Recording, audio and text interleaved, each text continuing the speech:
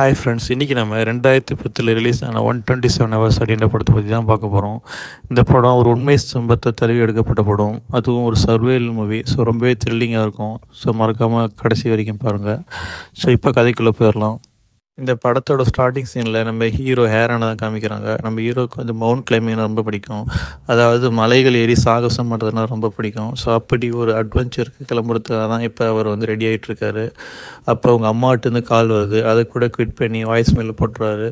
அப்புறம் தேவையான தண்ணி ஜூஸ் போட்டு எடுத்துக்கிட்டு கார் எடுத்துக்கிட்டு சிட்டியை விட்டு வேகமாக வெளியே கிளம்பிட்டுருக்காரு. காரில் போய்கிட்டு இருக்கும் பொழுது அவர்கிட்ட இருக்கக்கூடிய கேமில் அப்படியே ரெக்கார்ட் பண்ணிக்கிட்டே போகிறாரு.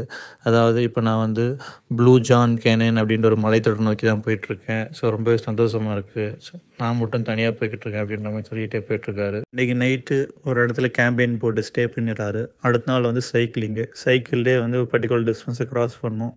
ஸோ சைக்கிளில் வந்து அந்த டிஸ்டன்ஸை அவர் க்ராஸ் பண்ணிவிட்டு சைக்கிளில் ஒரு ட்ரீயில் வந்து லாக் பண்ணிக்கிட்டே அப்படியே வாக் பண்ணுறாரு. அப்படியே இயற்கையை ரசிச்சுக்கிட்டே வராரு. அப்போ 2 லேடிஸ்ங்க வந்து நின்றுட்டுருக்காங்க.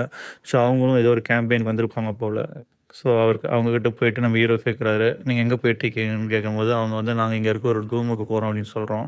ஆனால் அவங்கள பார்த்தா ரூட் மாறி வந்திருக்க மாதிரி இருக்குது. அப்படியே நம்ம ஹீரோ வந்து நீங்கள் ரூட் மாறி வந்திருக்கீங்க, நான் வேணால் உங்களுக்கு ஹெல்ப் பண்ணட்டுமா அப்படின்னு கேட்குறாரு.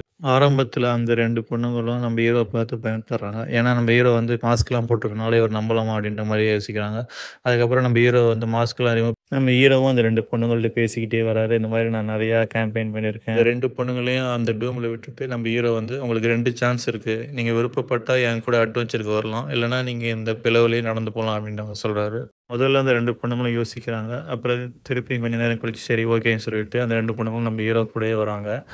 2 பாறைக்கு நடுவில் பார்த்தீங்கன்னா இந்த 3 பேரும் 2 பொண்ணுங்களும் நம்ம ஹீரோ வந்து பேலன்ஸ் பண்ணி நடந்துகிட்டு இருக்காங்க.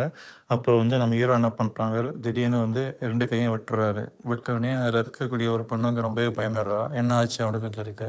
அப்புறம் கீழேருந்து பார்த்தா நம்ம ஹீரோ சத்தம் போடுறாங்க, வாங்க ஒன்றும் பிரச்சனை இல்லைன்னு சொல்கிறாங்க. உடனே இந்த 2 பொண்ணுங்களும் கீழே இறங்குறாங்க. கீழே போய் பார்த்தா ஒரு நேச்சுரல் ஸ்விம்மிங் பூல் இருக்குது. அது ரொம்பவே அருமையாக இருக்குது. நம்ம ஹீரோ வந்து ஏற்கனவே இங்கே வந்துப்பார் போல். 3 பேரும் அந்த ஸ்விம்மிங் பூலில் ரொம்ப சந்தோஷமாகவே குளிச்சுட்டு அவங்க கிளம்புறாங்க. அப்போ ஹீரோ வந்து சரி நான் என்னோடய அட்வென்ச்சர் கிளம்புறேன்னு சொல்லிட்டு போகும்போது அந்த 2 பொண்ணுங்களை ஒரு பொண்ணுக்கு வந்து ஹீரோவை பிடிச்சிருக்கு போல். நீங்கள் கண்டிப்பாக வர ஞாயிற்றுக்கிழமை பார்ட்டிக்கு வரணும் அப்படின்னு சொல்கிறாங்க. அதுக்கு நம்ம ஹீரோவும் ஓகேன்னு சொல்லிட்டு அவருடைய அட்வென்ச்சர் ஸ்டார்ட் பண்ணுறாரு.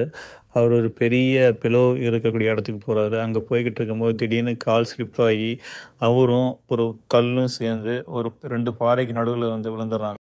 நம்ம ஹீரோ வந்து அந்த 2 பாறைக்கு நடுவில் எப்படி சிக்கியிருப்பார்னு பார்த்திங்கன்னா, அவர் ஒரு கை மேலே தான் அந்த ஒரு பெரிய கல் இருக்கும்.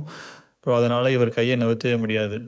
முதல்ல ரொம்பவே வலியால் துடிக்கிறாரு. அப்புறம் கையை அசைச்சு பார்க்குறாரு, கல்லை நகர்த்த முடியுமான்னு. ஆனால் கல்லுடைய வெயிட் ரொம்ப அதிகமாக இருக்கனால இவர் கையை நகர்த்த முடியல. உடனே அவர் கிட்ட இருக்கக்கூடிய தண்ணியை எடுத்து வேகமாக குடிக்கிறாரு. அப்போ திடீர்னு வந்து ரியலைஸ் பண்ணுறாரு, நம்ம இங்கே எத்தனை நாள் மாட்டிக்க போகிறோமோன்னு தெரியல, அதனால் நம்ம தண்ணியை மிச்சப்படுத்தி வைப்போம்னு சொல்லிட்டு யோசிக்கிறாரு. இதுக்கப்புறமேல அவர் பேக்கில் என்னென்ன திங்ஸ் இருக்கோ அதெல்லாம் எடுத்து முன்னாடி வைக்கிறாரு. ஏதாவது வழி கிடைக்குமா அப்படின்னு சொல்லிட்டு பார்க்குறதுக்கு. அதில் என்னென்ன இருக்குன்னு பார்த்தீங்கன்னா, ஒரு தண்ணி பாட்டிலு, ஒரு யூகேம், ஒரு நைஃப் இருக்கும். ஸோ அந்த நைஃப் எடுத்து கல்லை உடச்சி தப்பிக்கலாமான்னு சொல்லிட்டு ட்ரை பண்ணுறாரு. ஆனால் நைஃப் வந்து கீழே வந்துடுது. உடனே காலோட பேலன்ஸ் பண்ணி நைஃப் எடுத்துறாரு. இப்படி இருந்தாலும் கல்லோடைய சைஸ் ரொம்ப பெருசாக இருக்கனால அவரால் எதுவும் பண்ண முடியல. இப்படியே இவர் இருக்கக்கூடிய இடத்த ஜூம் அவுட் பண்ணி காமிக்கிறாங்க. இவர் பார்த்தீங்கன்னா ஒரு பெரிய பாறைக்கு நடுவில் மாட்டியிருப்பார். அங்கே யாருமே இருந்திருக்க மாட்டாங்க. அன்னைக்கு நைட்டும் ஆயிடுது. குளிர் வேறு ரொம்ப அதிகமாக இருக்கனால நம்ம ஹீரோவால் எதுவும் பண்ண முடியல. அடுத்த நாள் காலையில் தான் வந்து பார்த்தீங்கன்னா வெளிச்சம் கொஞ்சம் அடிக்குது. அப்போ வெயில் கொஞ்சம் காலில் படுறனால கொஞ்சம் அவரால் சமாளிக்க முடியுது.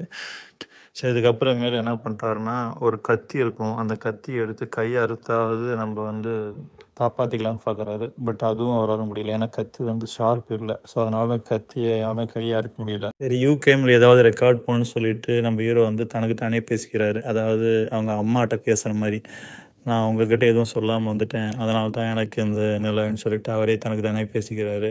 அதுக்கப்புறமேல நம்ம எப்படி எல்லாம் தப்பிக்க போகிறோம்னு சொல்லிட்டு அவரே வந்து சொல்லிக்கிறாரு. ஸோ இது சொன்னவொடனே அந்த வீடியோ வந்து அவர் வந்து ப்ளே பண்ணி பார்க்குறாரு. பார்க்கும்போது அவருக்கே வந்து ரொம்ப ஒரு கஷ்டமாக இருக்குது. நம்ம ஏன் இப்படி வந்து தன்னம்பிக்கை இழந்துட்டோம் அப்படின்னு சொல்லிட்டு யோசிக்கிறேன். அன்றைக்கி நைட்டும் ஆயிடுச்சு.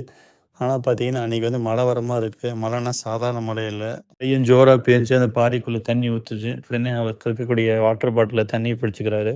மழை வந்து ரொம்ப அதிகமாக வந்து பாறை ஃபுல்லாக நிரம்புறனால அந்த தண்ணியோட உதவி மூலியமா அந்த கல்லை வந்து லைட்டாக மேலே தூக்குறாரு. ஸோ கல்லும் மேலே போயிடுது. கையை வந்து வெளியே எடுத்துறாரு. அந்த பள்ளத்துக்கு மேலே அப்படியே வந்து தட்டு தட்டு மாதிரி நடந்து போகிறாரு. அப்புறம் ஒரு காரில் ஏறி வீட்டுக்கு போகிறாரு. வீட்டுக்கு போனால் நம்ம ஹீரோவோட கேர்ள் ஃப்ரெண்ட் இருக்காங்க.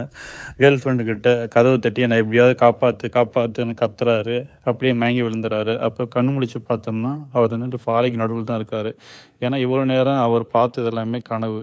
இதனால நம்ம ஹீரோ ரொம்பவே டென்ஷன் ஆகிட்டு இனிமேல் நம்ம உயிர் பிழைக்க மாட்டோம் அப்படின்ற மாதிரி நிறையா நினைவில் அவர் நினைவுக்கு வந்துட்டு போகுது. அதாவது இவர் ஃபேமிலியிலேருந்து விலகி போகிற மாதிரி, இவர் வந்து இவருடைய தங்கச்சி கல்யாணத்துக்கு போயிருக்க மாட்டார். ஸோ அந்த நினைவுகள், இவருடைய கேர்ள் ஃப்ரெண்டு பிரேக் பண்ணியிருப்பாங்க. ஸோ அந்த நினைவுகள், எல்லா நினைவுகளும் இவருக்கு வந்துட்டு போகுது. இப்படியே 4 நாட்கள் வந்து முடிஞ்சிருது. அதுக்கு அடுத்த நாள் பார்த்தீங்கன்னா, நம்ம ஹீரோ வந்து ரொம்பவே பிரிஸ்கா இருப்பாரு. சரி இன்னைக்கு நம்ம கண்டிப்பா ஒரு முடிவு எடுத்தாகணும். இதுக்கு மேலயே அந்த பள்ளத்துல இருக்கக்கூடாதுன்னு சொல்லிட்டு, அவரே வந்து அவர் கையில வச்சிருக்கக்கூடிய கத்திய வச்சு எலும்ப உடைக்க ட்ரை பண்ணுவாரு. ஏன்னா எலும்ப உடைச்சா தான் கைய அறுக்க முடியும்னு சொல்லிட்டு எலும்ப உடைச்சு ஒவ்வொரு நரம்பா கட் பண்ணிக்கிட்டே வருவாரு. ஒரு கட்டத்துல எல்லா நரம்புலையும் அறுத்து கையையும் அறுத்துருவாரு. அப்பதான் வந்து அந்த கல் வந்து அவர் கையை விட்டு போகும். உடனே அந்த கல்லுலேருந்து கொஞ்சம் தூரம் தள்ளி நின்று அந்த பாறையை பார்க்குவாரு. பார்க்கும்போது அந்த பாறைக்கு இடையில வந்து அவர் கை மாட்டிக்கிட்டு இருக்கும். ஸோ அதை வந்து ஒரு ஃபோட்டோ எடுத்துக்கிறாரு. அதுக்கப்புறமேல அந்த பாறையிலேருந்து மேலே வராரு. அப்போ அந்த நம்ம ஹீரோவை நோக்கி ஒரு 2, 3 பேர் ஓடி வர மாதிரி ஒரு இல்யூஷன் இருக்குது. ஆக்சுவலாக இது இல்யூஷன் இல்லை, உண்மையாகவே 2, 3 பேர் நடந்து வருவாங்க. நடந்து வந்து நம்ம ஹீரோவுக்கு ஹெல்ப் பண்ணுறதுக்காக வருவாங்க. அவங்கள்ட்ட இருக்க தண்ணியை வந்து நம்ம ஹீரோவுக்கு கொடுப்பாங்க. நம்ம ஹீரோவும் வந்து தண்ணி நல்லா குடிச்சிட்டு இங்கேருந்து நம்ம சீக்கிரம் போய் ஆகணும் அப்படின்னு சொல்லிட்டு அந்த 3 பேர்கிட்ட சொல்லுவார். உடனே அந்த 3 பேரும் பக்கத்தில் இருக்கக்கூடிய மற்ற கேம்பெயின் பண்ணுறவங்கள்ட்டையும் சொல்லி ஒரு ஹெலிகாப்டர் வர சொல்லி நம்ம ஹீரோ வந்து கூட்டிகிட்டு போவாங்க. ஸோ அங்கேருந்து நம்ம ஹீரோ வந்து ஹெலிகாப்டர் மூலியமாக தப்பிச்சு அவர் இடத்துக்கு போயிடுறாரு. ஆனால் இதுலேருந்து நம்ம ஹீரோ ஒரு விஷயம் தெரிஞ்சுக்கிட்டாரு. ஸோ எப்போ ஒரு அட்வென்ச்சருக்கு போகும்போதும் நம்ம வந்து யாராவது ஒருத்தர் சொல்லிட்டு போடணும். ஏன்னா இந்த முறை வந்து நம்ம யார்கிட்டையும் சொல்லிட்டு வராதனால தான் நம்ம இந்த மாதிரி ஒரு சிக்கலில் மாட்டிக்கிட்டோம். ஸோ இனிமேல் எந்த ஒரு கேம்பெயின் போகும்போதும் இல்லை எந்த ஒரு அட்வென்ச்சர் ட்ரிப் போகும்போதும் நம்மளுக்கு தெரிஞ்சவங்க யாரோ ஒருத்தரையாவது சொல்லிட்டு வரணும் அப்படின்றதை முடிவு பண்ணிடுறாரு. இது 2003 நடந்த ஒரு உண்மை சம்பவம். ஸோ இவர் தான் வந்து உண்மையான ஹேரன். அவர் வந்து இந்த பள்ளத்தில் வந்து கிட்டத்தட்ட 127 ஹவர்ஸ் வந்து மாட்டியிருப்பார். ஸோ அதனால தான் அந்த படத்துக்கு வந்து 127 ஹவர்ஸ் அப்படின்னு சொல்லிட்டு பேர் வச்சுருக்காங்க.